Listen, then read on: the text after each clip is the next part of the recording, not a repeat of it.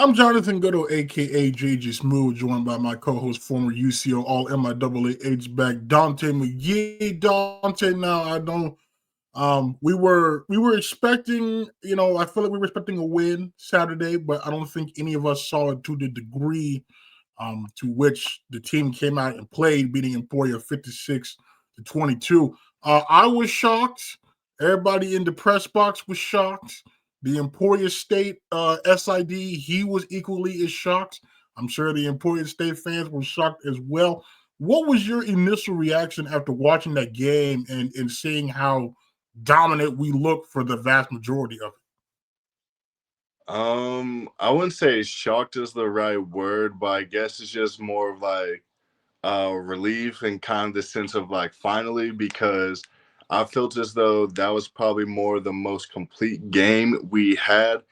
I think defensively they stepped up and did what they were supposed to. I mean, when you have Emporia throwing for right at 200 yards and rushing for I think it was about 115. I mean, what more can you ask from a defense? And importantly, because one of the only knocks I have for them is they hadn't really turned the ball over or caused turnovers the entire year. And what you see in this game, they got turnovers. Then you look offensively, our pass game, that was by far the best pass game we've had this season, and it did kind of look how it flowed and just kind of how effortless it came at times. It kind of seemed reminiscent of what we had last year, but it showed its head in today's and in the game. So, like we said, we know that they've had talent. We know that both sides of the ball have been capable of being dominant and producing. We just kind of were trying to find them both clicking at the same time. And this game is kind of what happens whenever they do click at the right time. You see an offense put up points quickly and in a hurry. And like I said, at times it seemed just kind of effortless and just kind of flowed and they were just clicking. Defense, you've seen them get start the game out with 2 3 and outs, an interception, and a fourth down stop, and that's just to start the game out. So I mean, real early on in the game, we shown a glimpse as to how good both sides of the balls can be when they work together. It was just finally good to see it click. While they're both doing it at the same time. So I mean, it was a good game on both sides of the ball. Obviously, Emporia, I think they had a lot of confidence coming into the game as well as UCO did, and they both realized that hey, this is those midseason games that really can define and set up for the remainder of the year. And I feel as though both teams realized that, and UCO just seized the opportunity and just completely shut the door on Emporia State. Yeah, that's the thing we were talking about last week. Is like that's kind of the frustrating part of the season. Is like we were 3-3 despite playing nowhere near to our ability. So it was good in a way of like, well, if we're 3-3, only playing I don't know 60% of what we can do, that's a very good sign. But then it's also like, okay, but why are we 3-3? Especially looking at what we did Saturday, you're looking more so like, okay, why are we 3-3? Like I can concede in Permian Basin. Okay, fine, that's a very good football team. But like, why was Wasper in the dogfight? You know what I mean? It's like, why didn't we get this against Central Missouri? It feel like there's just things where it's like, I'm glad that we had this game and it came at a great time. Obviously, we know who we have coming to town, and it's good to see the team that they can put it together. I felt like more so for their sake than for ours. I feel like seeing that should bode well confidence wise. But just the fact that it took 6 games, are you surprised it took this long to see that kind of performance? Or were you kind of maybe going into the season thinking with all the new faces and such that it might take around this time before the team truly got rolling? Yes and no, because obviously we're missing a lot of pieces that we had last year, a ton of experience that is now not with the program anymore. But then if you look at what we did keep, we kept a lot of the key pieces to set up success and like what we had on Saturday. So you have Dominic Dunn and Andrew Carney, both seniors who've had a ton of experience as your tight ends. You have All-American on the offensive line and guys who have 2 and 3 years under their belt now as your offensive linemen. You have All-American and the deepest running back room in the entire country, and then you have Jed, who was a All-American as well too. So obviously, when you look at things, it's like, the foundation is set up for the offense to have success. But now that's kind of when the growing pains of now you have new faces, inexperience is kind of shown its face at times. And I think that this was the final moment that we've seen. You know, the time after practice, the getting the timing right with routes, knowing how Jed wants his routes ran, and just ball placement. I feel like he placed the ball beautifully the entire night. So I mean, it really is a thing that it builds, and it does take time. Obviously, you don't want to be in a situation where you graduate 3, 4 of your receivers, because I mean, there's typically only 3 of them out there at one time. So if you're graduating 3, 4 of your guys that are taking all of your time, obviously the pass game is going to take a hit. But I do think that this is kind of, things trending in the right way. I know when we talked about last week that there's the receiving game, they're starting to stack games now. They're starting to continue to progress and progress and progress. And it's not like it's a whole bunch of just fade balls, going over the top and mossing someone. It's a lot of sending the zones, like sending, they're holding in tight. It's a lot of the timing routes. I think, and we'll kind of talk about it, but I think that's why our passing game did explode how it did, was because I think Emporia looked at our offense and said, we're going to make them beat us throwing the ball because of how well we've ran the ball. And so I felt as though that's why our run game wasn't as productive as it has been in the weeks past, because they were just so hell bent on stopping the run that it opened up the pass game. You've seen a lot of the RPOs they hit for, 5 yards, and the receivers banged down for about 8 or 9.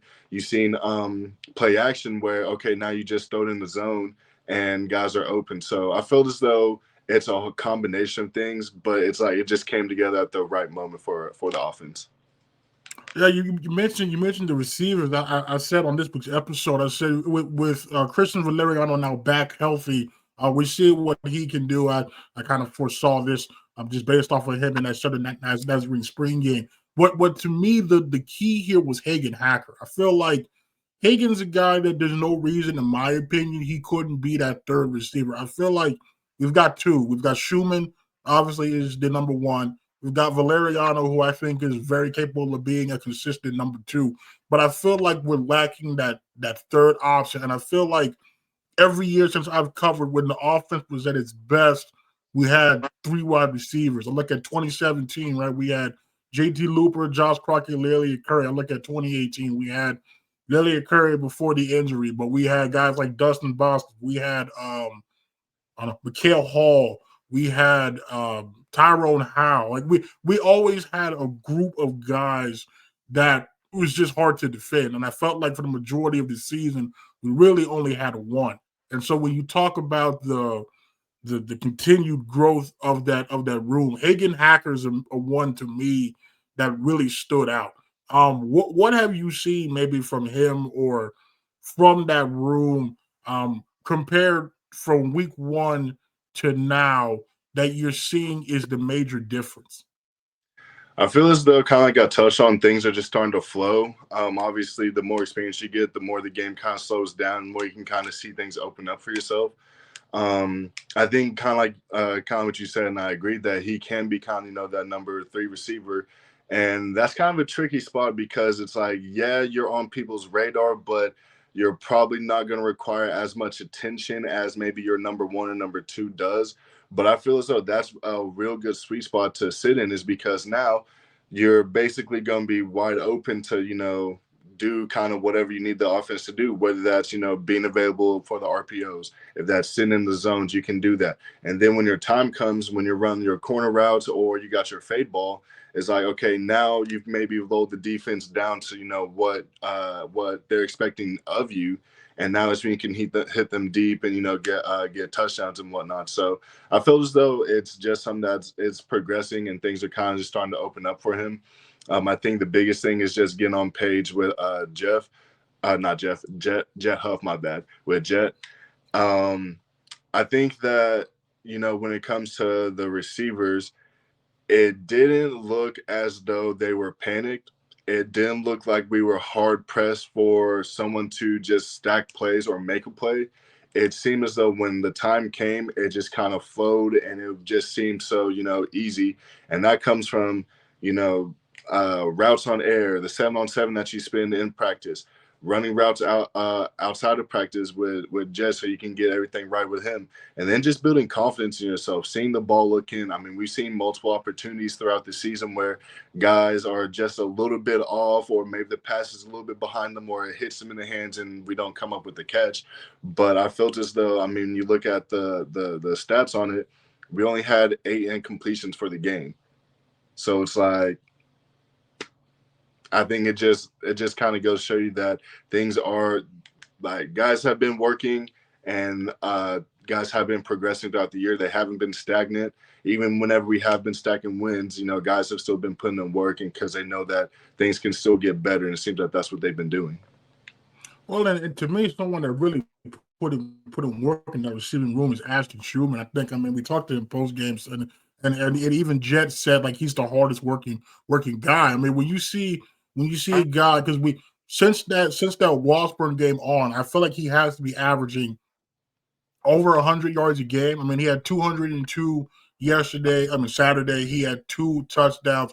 What have you seen from him? During this on a 4 or 5 game stretch, because he took a massive jump from those first couple of games. I feel like to what we've seen lately is two different Schumans, and it's very good because as the elder statesman in that room, obviously I think being the number one will kind of default to him. But like you were there in what 2019 when Dustin kind of became the guy after kind of being a second third option. What is there any similarities that you've seen between the season that Dustin had that year kind of as the go-to guy to what we're seeing now out of Schumann as the go-to guy?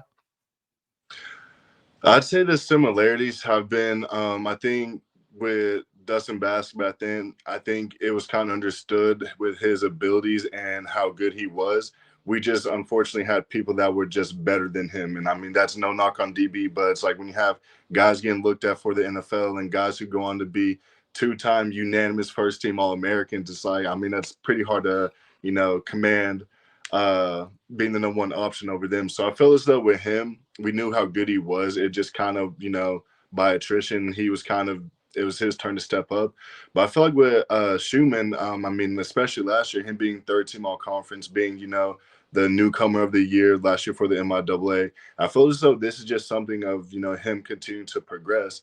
And I think at the beginning of the year where we kind of seen some of the struggles in the past game, I think it's really trying to understand his abilities, his body type, and how we can maximize that as an offense and then get on the same page with Jet. And so, like you said, he's the hardest worker in the room, and I feel as though that has got to be the standard from your best guys, your number one guys, the guys who are going to get the most opportunities. Is you have to be the hardest worker, and one plays that kind of exemplified that is whenever he's blocking, whenever guys are getting those bubbles coming to his side, or if the run is coming to his side. I mean, you see him really sink his hips down, latch on with DBs and try to drive them out of their position. And a lot of times, with receivers, they're not trying to get down and dirty like that. They don't want to put their hands on anyone. But it's like that is one thing I'd say with all the best receivers that I have played with, that is one thing that they do take personal is how intentional they are in the run blocking game and also blocking for their other guys. And I think it just sets the example in the receiving room that, hey, if you want the ball, you can't just be a guy that comes out here and wants to run routes, get open, and get all the shines. Like, no, you gotta do the dirty work. You gotta be able to set your other guys up. And you gotta instill confidence within your others as well, too, because I mean, I've seen personally where guys have had careers ended because a guy misses a block on the bubble. So it's like that's a lot of trust that you got to have in the guys blocking for you. And what better way to instill confidence and to know that, hey, I'm in good hands from your best receiver, your number one guy, a guy who's really the leader of the receiving group, and how intentional and how hard he works in the run game and blocking. So I think that it's kind of one of those things that it's been building. and now we're kind of seeing the fruits of him continuing to progress. I think that we still haven't even tapped into the ceiling for him because again of how young he is. So I think this is just something that is going to be the building blocks for a pretty long and successful career for him. Yeah, I mean, you mentioned the blocking. I mean, that's a requirement of offensive coordinator James Curley, right? Like if you don't block, you're not getting on the field. When I talked to him year one, he made that very clear. It was like if you don't block, you're not getting out there. And I think we saw that particularly a lot last year, and we're seeing it again this year. Now you mentioned um the run struggles. I think it was surprising to everybody, including the Emporia people, because I think Emporia came into the game around like 160 yards rushing, and we barely had 100 yards in 4 quarters. What did you see from them defensively that maybe allowed them to put the effort that they had in stopping the run against us? Well, first thing I seen was they kind of went to that odd front and having a three high safety look. Just from initial looks at it, it's kind of it's made to discourage the quarterbacks from throwing the ball because you're thinking you have three safeties deep, you're not going to be able to throw the ball over the top.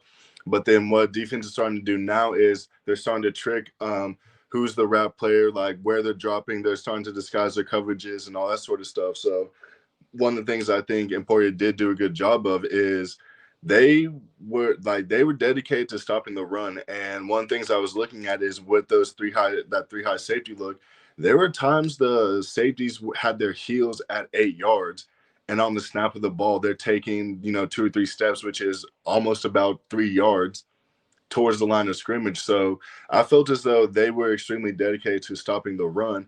And obviously, when it comes to trying to block people, you can only block the amount of people you have. So if they're stacking the box and we're outnumbered in the run game, I feel as though this is the results we're going to see. I don't think it was necessarily something where their D line was better than our O line. I don't think it was something that our running backs didn't make the right reads or the right cuts.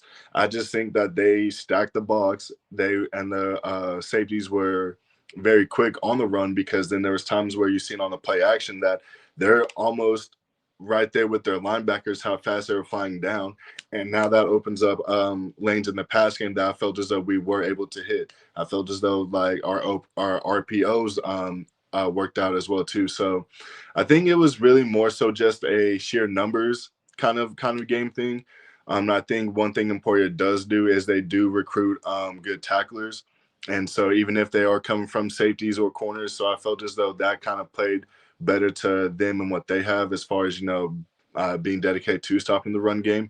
But I feel as though that just kind of shows how dynamic and multifaceted our offense is. That okay, yeah, you might be able to stop us in the run game, but let's see if you can do it in the pass game. And I felt as though Emporia wasn't expecting the pass game to be as productive as it was, and I think that they still felt as though our run game was going to be what took over the game. And actually, fortunately for us, we didn't have to rely on the run game. It was all through the pass. So I felt as though that's kind of maybe what Emporia was thinking coming into this game. Oh, I mean, and to be fair to Emporia, I feel like anybody outside of that locker room, inside Richardson Stadium, probably would have thought the same because I mean, I feel like the past what 6 games prior, if you stopped us running the ball, you probably have a good chance to get stops against us. So I mean, I think everybody was kind of surprised the past game was able to hit to that degree where Jet had 333 in one half of football. Now you mentioned their defensive looks. Right. I thought defensively for us, we kind of noticed we came out in like a 3-2-6 where we only had Jack Puckett and Connor Johnson as the true linebackers on the field, and we had an extra safety, and I think that paid dividends because we had 5 forced turnovers. What advantages did you see that defensive look having that extra safety out there instead of a linebacker? What kind of were the advantages that you saw that helped the defense have success Saturday? Well, I think it just if you just look at the numbers and the stats on the game, I mean, I have it pulled up right here, but Emporia passed for less than 200 yards, but they attempted 42 passes. So I think what that brings in is that, you have either guys just, playing over the top and not giving up the deep ball, or you guys have just being sticky with their coverage and not letting up a whole bunch of yards after the catch. So the league and how it's just gone, just all of football, guys are passing the ball a whole lot more than ever before. So I felt as though that's when you're starting to get out of the whole traditional actual 4-3s, and you're starting to get into 4-2-5s, or the 3-2-6s, I guess is what it is. I mean, things are still just evolving in that aspect. So I felt as though that was something that did play in our favor. But I do think whenever we did go to a three down front, kind of like what we had with last year's defensive line, the defensive line was still able to be disruptive with just three guys. And I felt as though with the two linebackers, our two primary linebackers that we have, they're not big, bruising, 240, cowboy collar wearing linebackers that want to go into contact and take fullbacks on and take on guards. Like, that's not our linebackers, and that's not a knock on them at all, just in how the game has been played. But I think with them being extremely athletic, I think they have high IQs. I think that they watch a ton of film, and that actually does help them to get into position to make plays. Because I mean, that first couple of drives, you could not call Connor Johnson's name. He was all over the field. He was making plays. He was just seeing things and just flying through, trusting what he's seen. And that only comes from experience and time studying film. So I felt as though even though we do go to a three down front, I felt as though that actually does play to the strengths individually that Jack Puckett and Connor Johnson both are, which they are very athletic guys. They close the gap, and they're pretty good tacklers. So even though at times we've seen where going to a four down front help the defense, but I do think that at times, and again, certain teams depend on, what the coaches scout, that being in a three down front and just letting those guys just be fast and fearless can actually be a pretty big benefit for the defense. Yeah, and you mentioned Jack and Connor's tackles. I felt like this was probably the best game we've had all season in terms of tackles. I mean, I felt like Fort Hayes, especially Connor, we missed a lot of tackles. Felt like we were going higher, diving, but I'd be hard pressed to find a whole lot of truly just missed tackles on the part of the defense. And I think that that's also a big thing too, because yaks the yards after catch or at the contact, when that's low, that also helps out too. And when you talked about having the extra DB in the coverage, I feel like this is the first game where we didn't have a massive bust. I mean, I guess you could say on the halfback pass that yes, Dalton Hurd probably should have stayed with his man, but like I feel like in terms of a true bust in a normal passing situation, felt like we didn't have that for the first time this season, and this is the most complete game that the defense has played, which is saying a lot because they played a well game against Pitt. They kept us in there against Permian Basin. They pitched a shutout in three quarters against Fort Hayes. What do you think has been the key for the unit, especially these past two games, playing at the level that they've been playing at? I think it's really just things coming together. I think that the defensive line, we've talked about how early on they were extremely good, and given the people that we lost from last year. So I felt as though it starts with the defensive line. I felt as though these past couple of weeks they have really started, turning things up and making things a whole lot easier for the back end. And so I feel as though that's always, gonna help them out. But I feel as though our defensive backs with their coverage and just their eyes have continued to get better.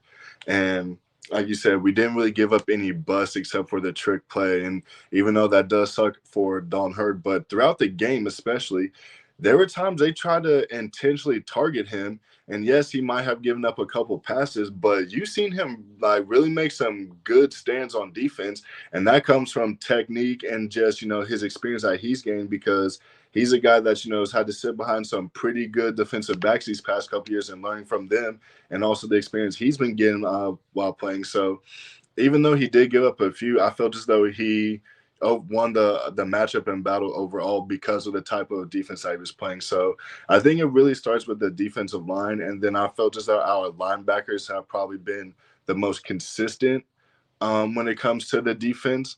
Obviously with Jack Puckett, Connor Johnson, and then all the other guys mixing in there. I felt as though our linebackers have been consistent. And so really if you can get one group that's being consistent and you have the back end and the front end relying on each other and they're actually, working in tandem, I felt as though that's why our defense has been able to even in the midst of some of the offensive struggles, has been able to still have success in the season. So I think it really things just kind of come hand in hand. I think tackling is you can never not talk about tackling because that's the one thing that's going to stay through and through throughout football is you got to get people on the ground. And I felt as though our defense is pretty good tacklers, and if they're not good tacklers, they're very good swarmers. So that is one thing I've noticed with them too is they swarm to the ball, and that is not something you can coach. You can't teach that. It is straight up attitude and something that you choose to do. That it is a decision. So I think that is something that within the defense that has been a staple for them for years now. And so it's little things like that that I think have been able to lead to the type of success that they have had. I think one thing that also helped them out is time of possession. Like I have things pulled up right here, but looking at time of possession, our offense had the ball 34 minutes and Emporia State had it for 25 minutes. So most of the times whenever we're playing, those numbers are fairly closer to each other. But I think them getting off the field and then our offense sustaining long drives has been able to keep them more fresh, letting them play with more energy and letting them play faster. So I think it also the offense and defense working together helps the defense out as well too. Well, say now your last point, something I had been harping on. I feel like since week two is the fact that when we don't have sustained drives for the majority of the game, especially in the first three quarters here, we're putting the defense in a very tough spot in the fourth because obviously the MIAA, it's a very hard fought physical conference.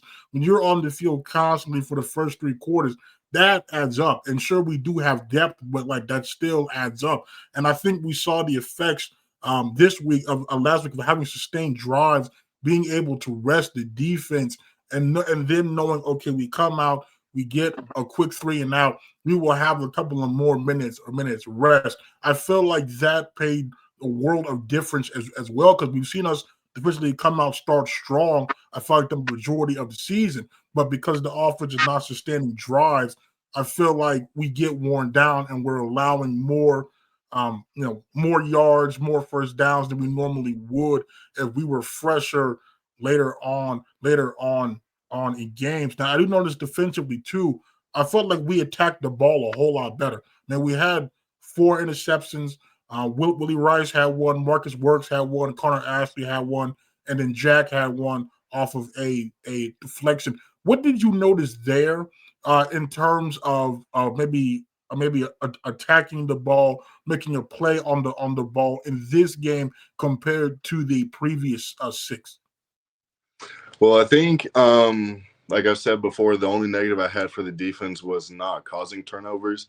But if you go back and look, there had been opportunities for us to come up with interceptions. There have been times where we've gotten the ball out and it just takes, the wrong bounce and it goes back to the other team's offense. So I felt as though the defense, did make efforts to try to get the ball out. We just weren't coming up with it. And like we said, the struggles before is like right there in our hands, and then we're just not making the most of the opportunity. And this is just, a taste of what happens whenever guys are in the right play or in the right position on the play. They are playing physical because, violence and being physical fixes a whole lot of issues in football. So I felt as though with the coverage being close, tight knit on guys, try to pop balls out or to just put yourself in position to make a play, not just to break it up, but then to come up with the interception yourself. So I feel as though it's one of those things like we've seen the defense be right there of seeing the benefit from the turnovers. We just weren't getting the actual turnovers. So obviously I wasn't expecting, 4 interceptions like how we got, but at the same time, you can see how we were able to come up with them because it has been something that week in and week out that the defense has been pretty good about. They just weren't able to come up with it. And I also want to to touch on the kicking game, because we know that's been a sore spot for the vast majority of the season. And Joseph hit all his extra points this week. He hit both field goals from 39 and 41. How big do you think this game will be for him moving forward, given the uneven first half to the season that he had? I think it comes down to, snapper, holder, and kicker. Like those three, they have got to, block everything out, because all that matters is the snap, the hold, and the kick. So with the confidence that he can, start to build from these past couple of weeks, with him and then Jet being his holder, hopefully we can start to see, him turn a page with things and be more consistent with, obviously PATs got to have those, you should be hitting about, 98% of those anyways. So with PATs, that's, those are kind of gimmies. But when it comes to field goals at depths, 40 yards plus and maybe even getting 50 yards plus, I mean, it's really just, you just got to have the confidence and be able to grow on your skills, because the one thing with kicking is you don't get warm-ups. Like when your number's called, like you got to go out there and kick whatever it is, no matter how long it's been since you kicked, or when the last time you kicked it was. It's like you got to go out there and you got one job to do and you got to make it. So I think it's one of those things, you just got to get in your routine. You got to have the most confidence and trust in your guys, and just knowing that the ball, no matter how high it gets snapped or where it gets snapped, whatever, that's going to be put in the exact same spot every single time. The laces are going to be pointing out and they're not going to be facing towards you. And that all that you got to do is just routine, just swinging the golf club, just kicking it, and then just following through, not just paying attention to the ball, but really sticking to your mechanics and your technique as far as to get the ball there. Because we know he has the leg to get balls there. It's not like, he's kicking 40-yard field goals and they're just coming up short every time. So obviously he has a leg to hit it. Now it's just got to build on being able to hit those from long distance consistently. And while we're on special teams, I felt like two of the biggest negatives in the football game, um, the kick coverage unit. I mean, I feel like we're 7 games in, and I can point to almost every game we've allowed a pretty substantial return. Um, and then us also with us returning the kick, I felt like we had a chance to put the game away. I felt like we were up 17-0. Fine, they get the touchdown on the halfback pass. Okay, I'll concede that. We blocked the extra point. We're thinking, all right, we'll go down, we'll score. We'll probably end their hopes at that point. But then we run the kickoff like 2 or 3 yards out of the end zone, get to like maybe the 10. And then when we punt the ball, we're punting it, it hits off the back of Matt Gardner. Like, what do you think is still contributing to these special teams issues, especially in terms of the kick coverage, more than halfway through the season when you would expect it to be fixed? So when it comes to the coverage, I think one, the ball has to be placed properly, because if you kick the ball straight down the middle and you give teams so many lanes to choose from, you're putting a lot of strain on those guys to try to cover kicks.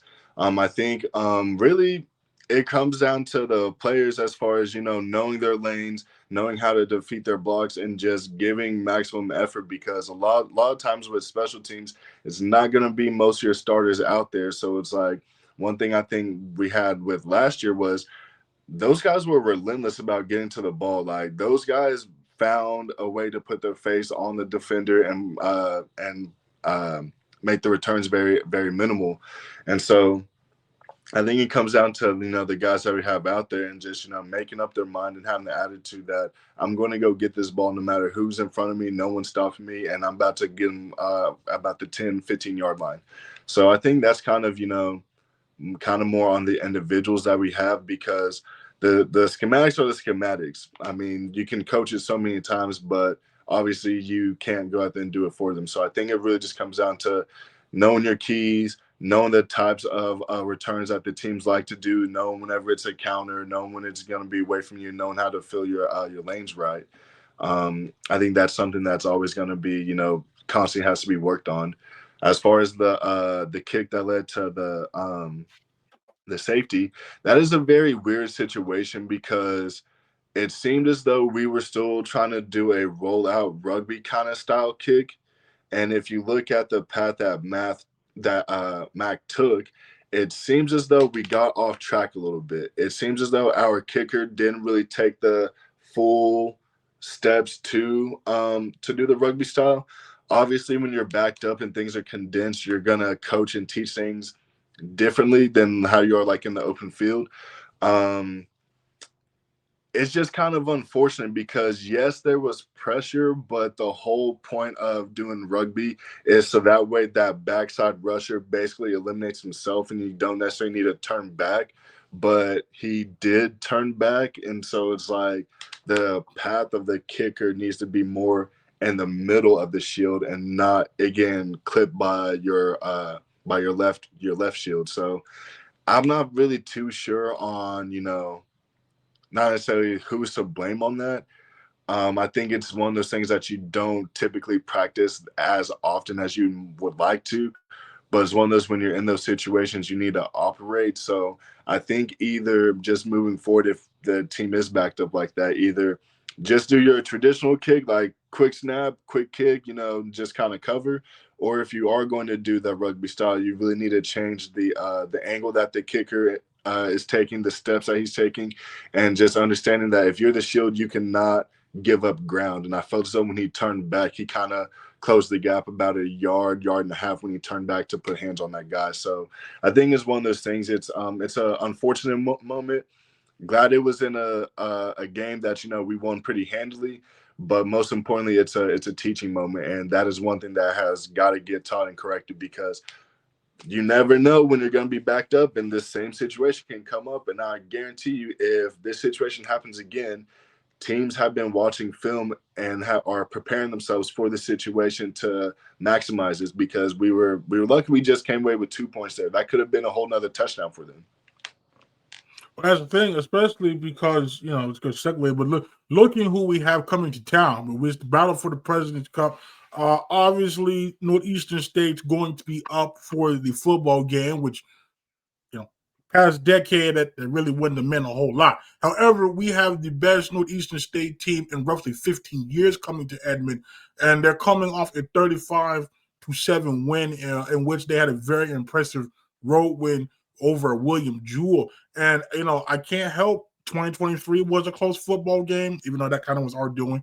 Last year, very tough football game. And you look at what ended up costing Northeastern State in that football game was the turnovers, right? They had and the mistakes that they have. And I'm looking this year, they're much better in turnovers. They have a new quarterback down there, Donnie Smith from Snow College, much better protecting the football. We know they have an All-American tight end, Cam Woods. They have a good receiving core. They have Deuce Robinson, LaVisca Chenault. They've got Ramon McKinney Jr., just a versatile weapon there. And then they have a player on defense, Marvelous Owens, leads the Division II in interceptions. Like this is a good Northeastern State team coming to town. And I'm just concerned we still allowing massive kick returns, gives the defense, puts them in a tough spot.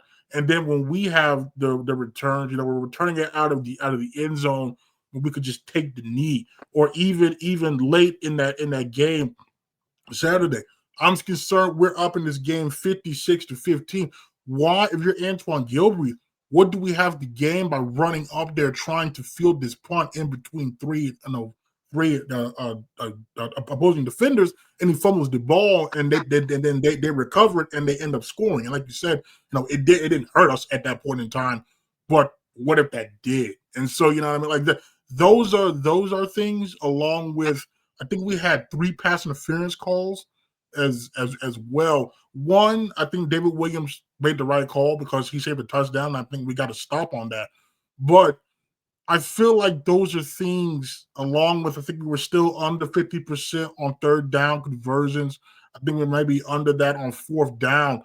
Like those things still concern me when we know we have a game of this magnitude this Saturday.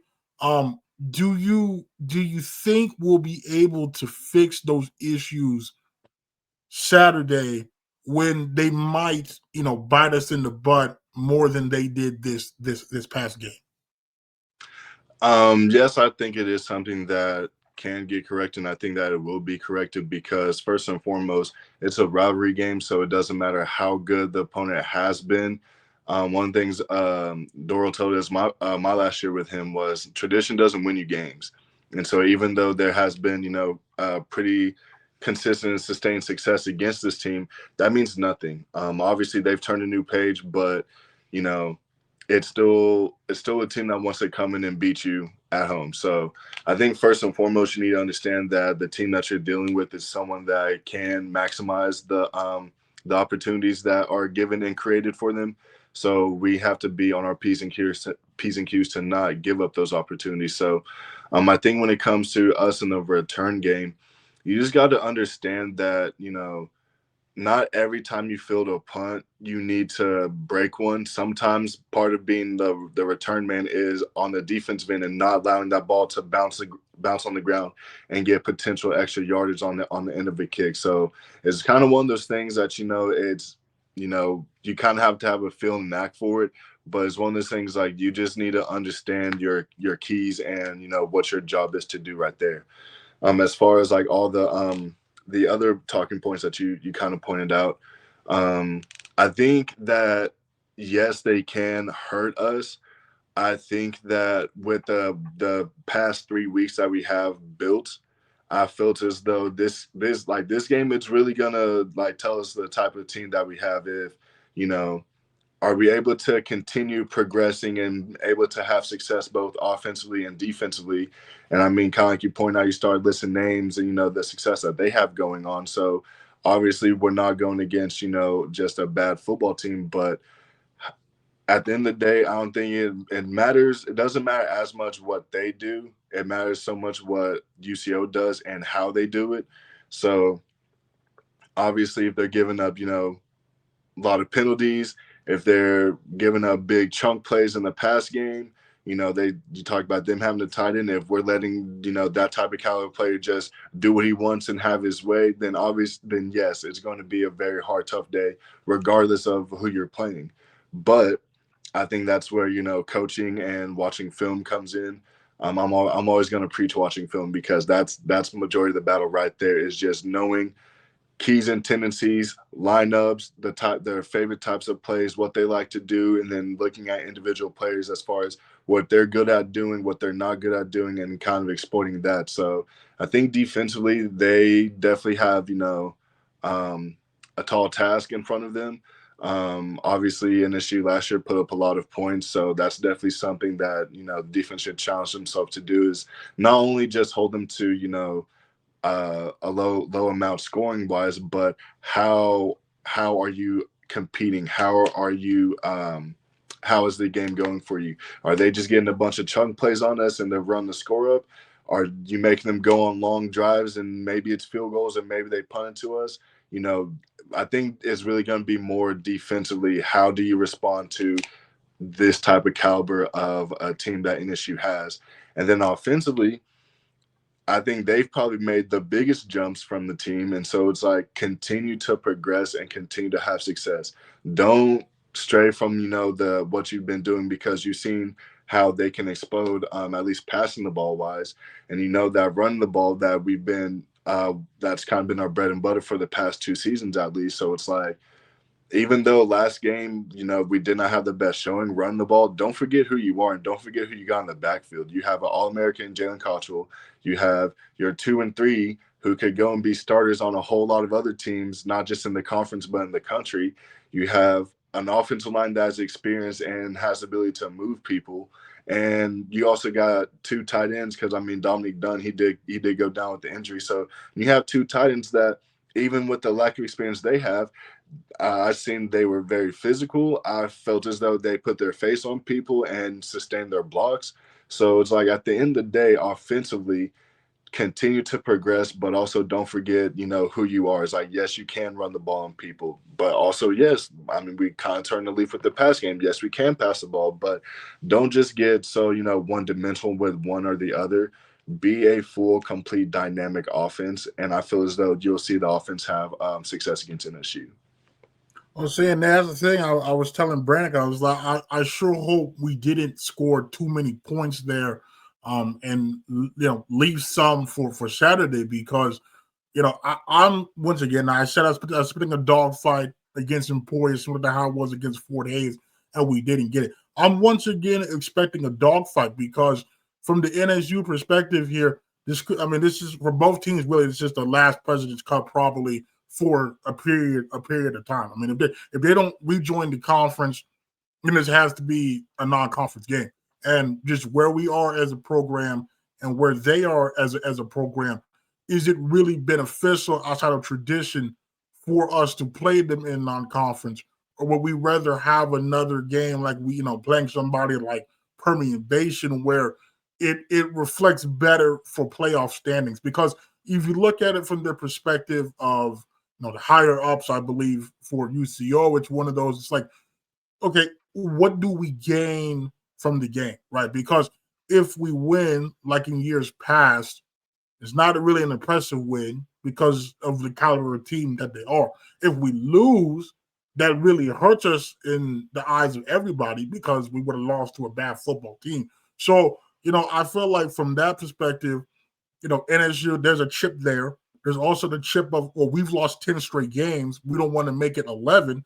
And then there's also we have a chance to go in their house in the streak, possibly, do what OSU did in Bedlam, maybe win the last one for a period of time and have that kind of bragging right. So I'm fully expecting Northeastern State to come in here and give it their all again, similar to last year. I know you mentioned some of the things, that we need to do in order to win the game. Do you think, though, that we'll have the same level of execution and explosiveness on both sides of the ball as we did last week?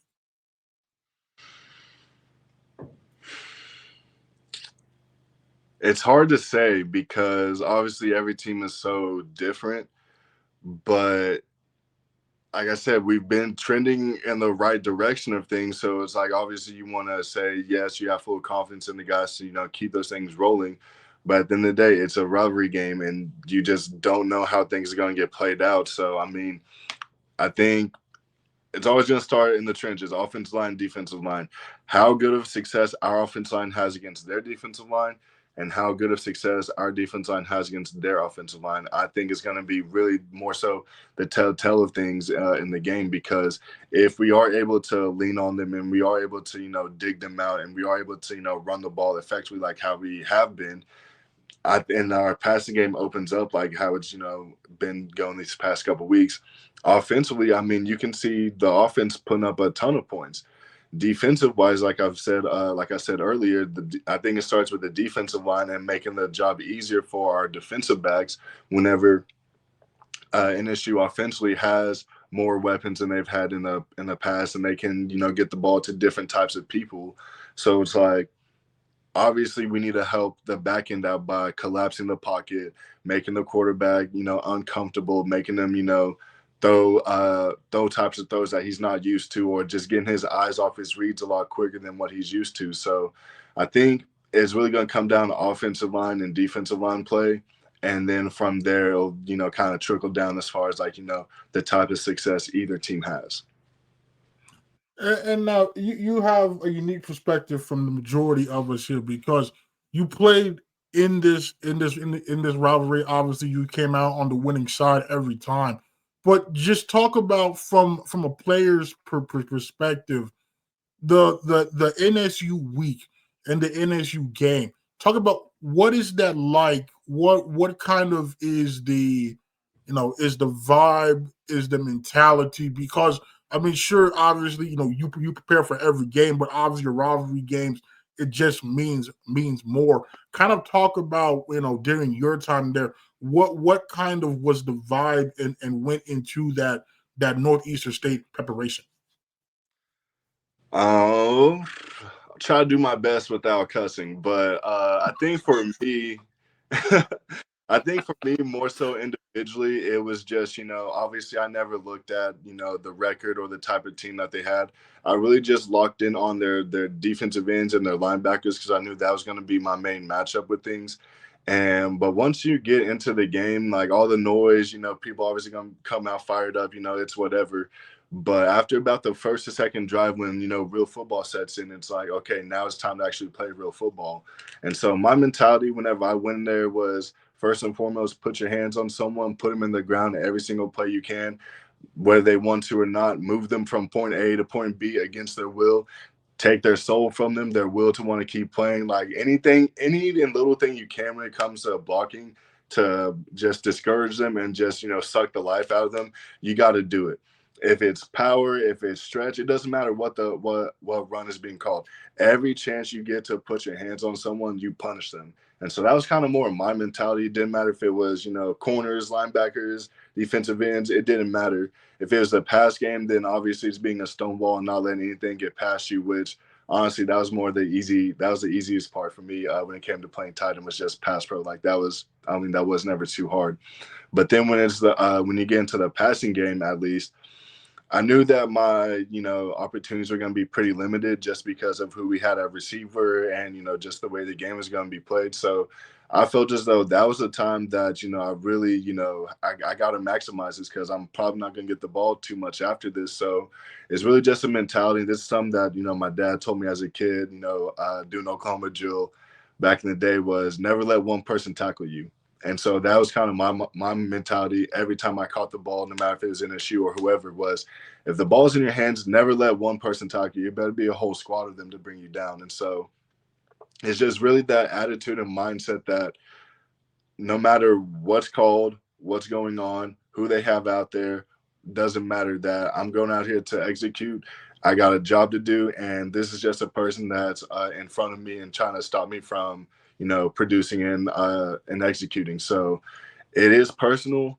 Um, I didn't play against too many NSU guys while in high school, but for me, I looked at it just as that is like these are Oklahoma kids that think that they have a chance to beat us. They suited up, so they actually believe that they're going to win this game. I know that there's the rivalry that's there, so obviously they feel as even more so that they have a shot there. And each and every snap that you're out there, you just got to prove it time and time again that they have no chance, they have no shot, that they're just outmatched and outclassed. And but you can't get caught up in the moment of the game. You still have to be smart. And so obviously you don't want any dumb penalties. You don't want anyone getting kicked out for, throwing punches or whatever. But in between the whistles, oh yeah, put your hands on someone and let them have it each and every play, offense and defense. Now the Battle of Presidents Cup is finally back in Edmond for the for the first time since your last cup.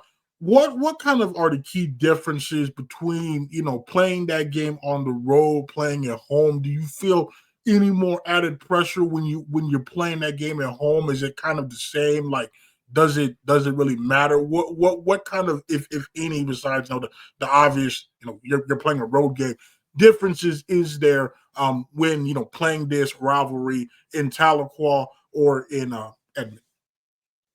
I think I told you one of the little added pressures for me was just obviously you want to go in there and win, but who wants to go into a place, lose the game, then go have to take a shower or be in a terrible locker room afterwards? So for me, it was always like things can always be worse, and that would be the cherry on a shit cake is if you lose a game and then you gotta go in there and take a cold shower and this cramped locker room. So I feel like that was one of the big differences between being home and away. But as far as the actual game and energy of things, I honestly liked playing at their place a lot more just because it felt better to get a win in front of a crowd that isn't cheering for you. So I honestly like playing away more than I did at home.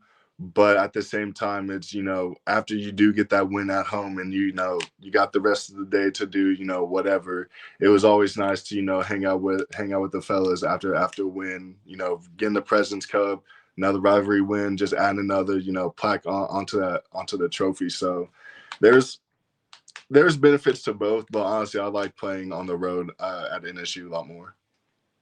Now, you mentioned good being at home is good when you win because you have the rest of the day. Now, your last President's Cup, I feel like the last two President's Cups that you played in were night games. This is a night game. Was there any difference for you besides obviously the night preparation may be different than a day game, but like was there any difference in playing that game under the lights compared to playing it at our normal like 2 p.m. time slot? Mm, Not really too much that I noticed. I'm just someone I don't like night games anyways. I can't stand waiting the whole day and just being on edge and being antsy. Like it was exhausting by the time, the game comes and now you have to play the game. So for me just being locked in mentally for that long, I'm like, no, I'd rather, get the game over with a lot earlier in the day. But when it comes to, playing under the lights at night versus, during the middle of the day, I feel as though, just night games have a different, mystique about them. And I don't know if it's literally the air or if it's the lights being on you. I don't know what it is, but night games, that is one of the only benefits I will give it is that you feel as though there's more eyes on you versus like during the middle of the day. And I mean, when the lights are shining the brightest, that's whenever it's time to, make plays. So I feel like that was really the only two differences between them. But in my opinion, I'd much rather play during the middle of the day than the night games. Well, see, that's funny you say that because almost every player I talked to, they said that they actually like the night games because mainly because it's cooler. But I think there is something to your point though, making it feel like it's a big game. Like we beat Emporia, Saturday, similarly to how we did last year. But to me, I don't know. It felt.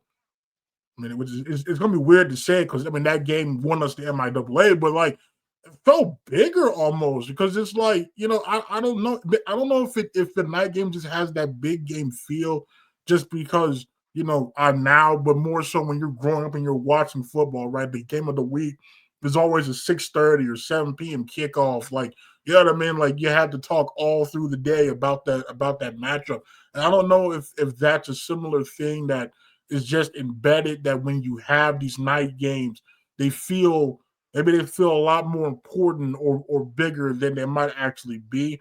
And I remember when we played NSU in 2022 at the night game, like we beaten them soundly prior in daytime. I feel like it was at 2018 where you all won like 62-0 in Tahlequah, right? So it's like okay, we've seen blowouts before, but I don't. That one felt different. Like it felt like it was it was a massive one, and I'm like, well, I mean, just a few years ago we hung 90, we hung 82 on it. So like, is it really that much more massive? Like I don't know. I don't know, it has like a mystique about it. And I feel like I was talking to Brennick about this too. I'm like, it makes it longer days for us because the game doesn't start until 7. We probably don't finish until like 2, 3 in the morning. But I mean, like it's a very cool experience. And so I think that there's something to be said for that, but also to your point as well. As a player, that is a long time to try to be locked in. How do you kind of, or how did you keep locked in, keep focused for that whole day leading up until that kickoff? So for me, I feel as I'm a little bit different. I watched a ton of film throughout the week, anyways. And that went back to even in high school. Like I remember being in high school and we weren't having a good season, but our coach pointed out that I was the young guy, but I was getting in hours and hours more of film than the upperclassman was. So for me, it really was just throughout the week. I'm just watching a ton of film, and so that once you get to Saturdays, not like I'm still watching a ton of film to try to cram for everything because. I mean, it's kind of like when you take a test. It's like, no, the real studying is not done 20 minutes before the actual test. So for me, it wasn't necessarily I was just watching film all the time, but I'm someone that this is my ADHD coming out, but it's like I envision a lot of things. Like I don't call it daydreaming because that's just negative connotation, but like I envision a whole lot of things just throughout the week throughout the day. Like I go to bed and have dreams about making plays. Like I'm like literally just sitting there, like I can just zone out and I'm literally in the field, like with my helmet on, making plays, going over different scenarios, and just, just being on edge all the time. So I think for me, someone whose mind is just always, going and just running 1,000 miles an hour, that's why, night games, I didn't really like them because it's just even more time to just sit there and just let it run and wander. But I think also with night games, it does give guys opportunity to kind of relax a little bit more and not necessarily have to be on edge.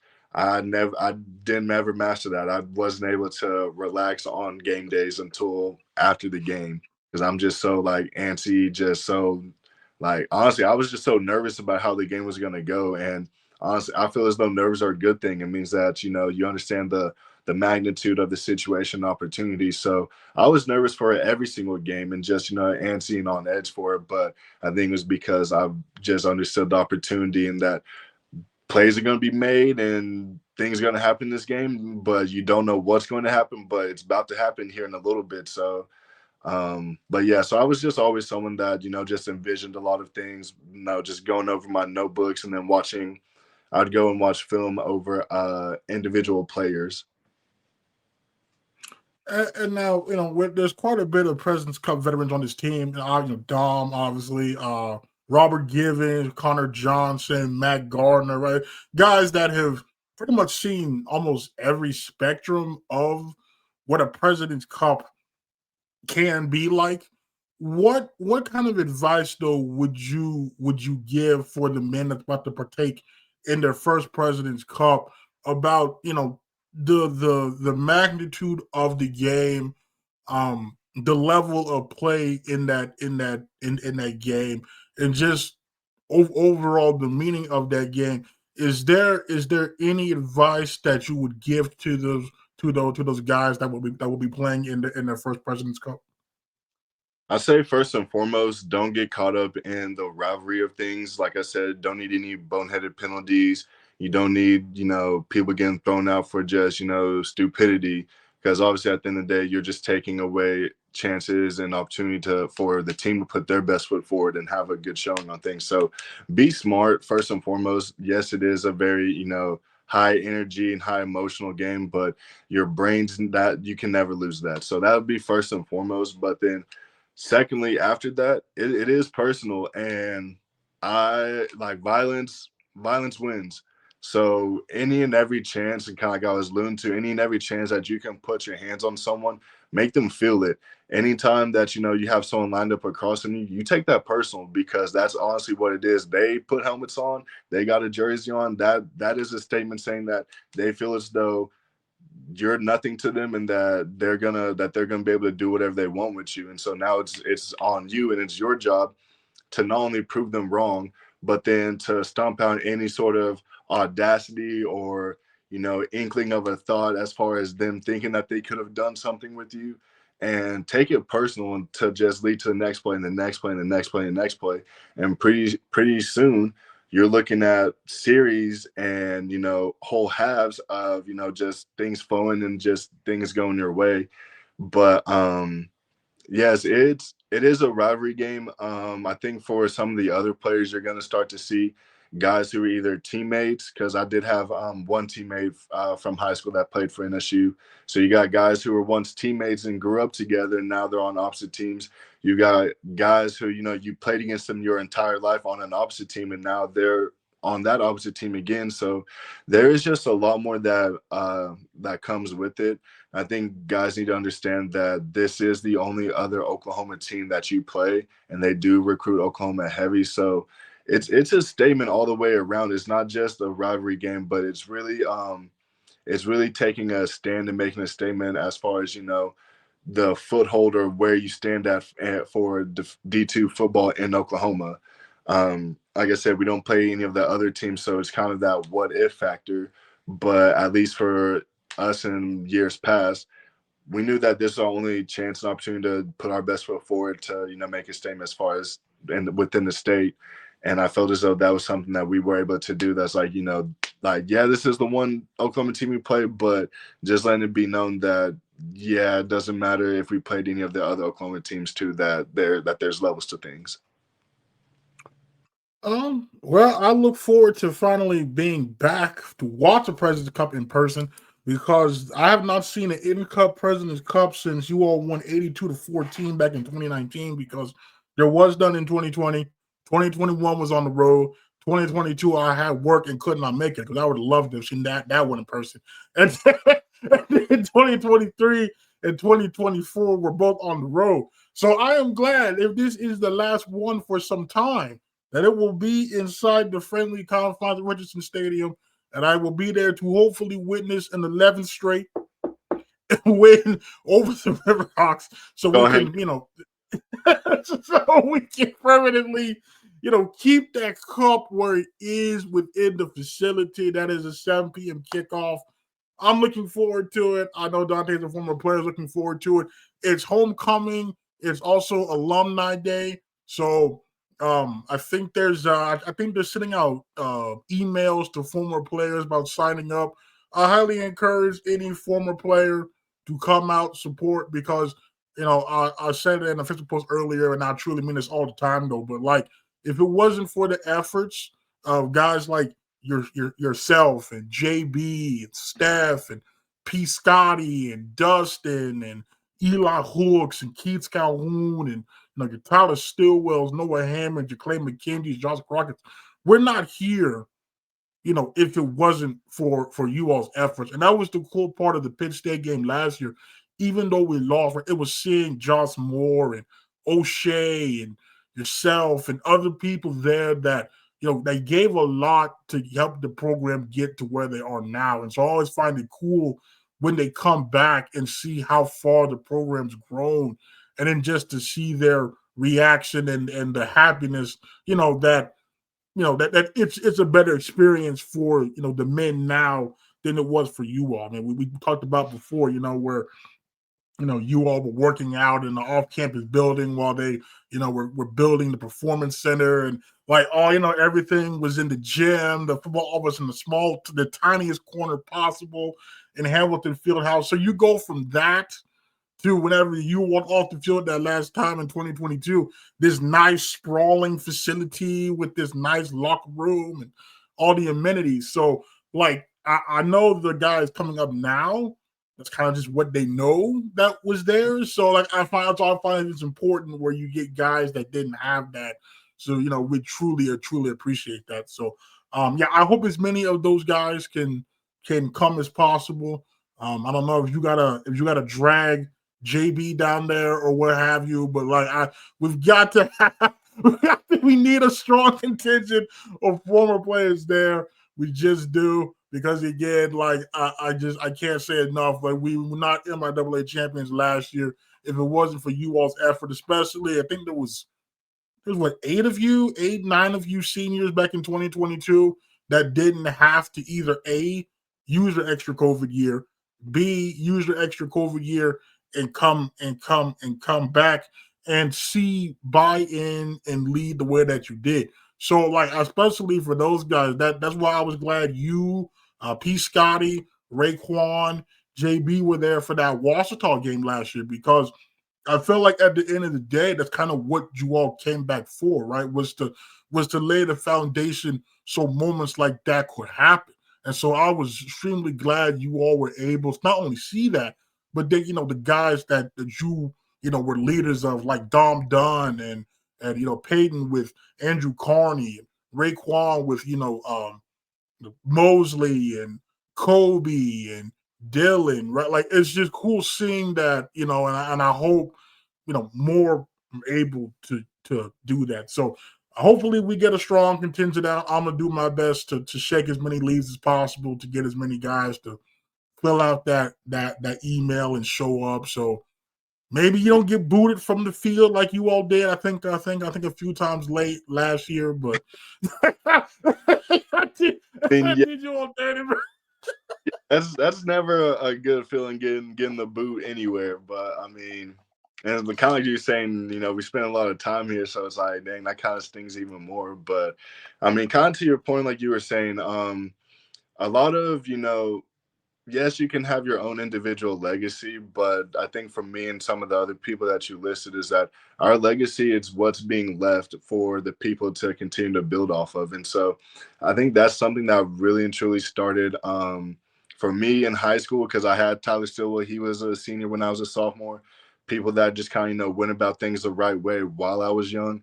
But then even once I got to UCO, I mean, that first year and that first senior class, I mean, I can't say enough about them because they were everything that you would want from the senior class. They had a ton of experience. They cared for one another. They were the senior class that I went through like all the, the low quality of facilities and equipment. I mean, we had people doubling and tripling up in lockers at that point. I mean, just the facility, the coach's office, where we were watching film at was really just pull out individual dividers at the top of Hamilton. So it was just like, for me, it was just really remembering those guys because during my first year, that's when that new facility was getting built. And so it was like, you really have guys who have, had pretty historic careers and guys that have given a lot to the program watching the future being built and they won't have any sort of part of that. So that was one thing for me was, just having extremely good senior leadership early on and, just wanting to do them justice and, trying to resemble that in my own way. So, I mean, you're talking about Chaz Styler, JT Looper, Crockett, Elliott Curry. Then you have Tyler Stillwell, Caleb Moss. He was the old head tight end for me. Clay McKenzie, Jay Gandera. You have Chaz Stallard. I mean, that's just offensively. Sam Noble, Aaron Williams, Noah Hammonds. I mean, that's literally the entire offense of guys who were seniors that had a ton of experience that from day one they had us locked in. And so you can see how what they built and the success that they were, starting to build for themselves continued on in those early years. Now flip to the end of my career, and even though we didn't have as much success, we weren't as good of a team as early on. You could see that the seeds were definitely planted once Doral got here, and that this is the fruits of the labor of some of the older guys who only had Doral for a year, some of those guys that have been there for 2 or 3 years with him and just building off of him and, the vision that he's had for the program. I mean, it's generational and it continues to build off one another. So hopefully, like you said, generational, we get the same results that we've been having on Saturday. I told Dom the 2 teams that I needed them to beat this year. First one was Pitt State because I didn't do it, and I felt as though that is a stain on myself in the career that I had, but then be NSU. I always have to beat them. Always got to beat your rival. Keep the cup another year, and I've a lot of confidence in the guys that they're going to continue to do it. Well, and that's the thing too, because you talk about you're hoping your legacy is right, like the guys under you continue that. And I remember I asked a question post game for Washington, and then there had been another question asked, and then I remember Jalen Cottrell he circled back, and he wanted to reiterate the fact that he hoped that what do you say? It was something like he basically hoped that you all were proud of what they've done, and I kind of got emotional there because I'm like, if only you knew the degree of which the proudness lies. Like I'll never forget that what about that quarter and a half I spent with you all in the stands. And I'll never forget Raekwon's look. Now, granted, he was a few beers deep. So when that might have played a part. I'll never forget. Oh, it was true. It was every time you turned around. He meant it. Oh man. Bro, it was just like I remember seeing his look and just the sheer amount of pride that was there. I was like, I tried to convey it to Jalen and Coach, but I couldn't. So I started tearing up, and I'm like, okay, this is not the time. I'm trying to convey to them what I was like the sheer amount of pride that was on not only his face, but yours and Peyton's and JB's. And so like the fact that they understand that and that they still are building upon that and want to do the same to the guys below them, I think feels like, at the end of the day, you all did your job, because not only you left the program in a better spot, but you also you set an example that they're continuing to follow. So that's why it's important that as many guys come back as they do, especially for homecoming. That's just the whole point of homecoming. So like really is not much of an excuse. It's the President's Cup. Could be the last one. It's supposed to be nice weather. It's a night game. I feel like there's not much reason to not come watch this football game. Like I don't. I feel like, I mean, even if you're just there for the vibes and the memories and that, I mean, I feel like that's just worth it itself. I mean, I feel like there's something to be. I feel like half that. I couldn't tell you what happened at all in that third quarter of that Washington game, because I felt like we were just shooting the breeze for like that whole entire quarter about like, I don't know, minute things that happened back in like 2018 that we didn't even realize when people scored, like, oh, we scored, cool, and we just went back to the conversation. Like, that's the thing though, like that, and that's the thing that's cool. That I though sometimes I feel like former guys kind of forget that, but like you never really lose that bond. I feel like I feel like if you've been in the trenches with somebody day in, day out, the way, the way football forces you together, I feel like you never really lose that, even if time passes and maybe you don't hear from somebody or so and so. So, I hope we have a good contingent of former players there, because it's always good seeing those guys and then seeing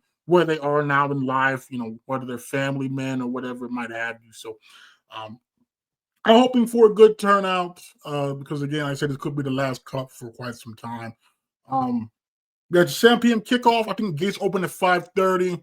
I'm not quite sure what the how the festivities might affect the tailgating. I'm not entirely sure yet, but I will be there again probably when the gates open, and then we'll be there after the game too. Daunte, you have any final remarks before we bid the good people of Cho Podcast Network a farewell? Just keep the cup, man. That point blank period. That's all you gotta do. No matter how it gets done, just gotta keep the cup. Yeah, all right. That's a very simple message. Not an easy task, but we've done it the past 10 years. Let's hope we can do it for an 11. So for the former UCO All MIAA and undefeated in the President's Cup, H-back Daunte McGee, I'm Jonathan Goudeau, aka JG Smooth. We will talk to you all next week.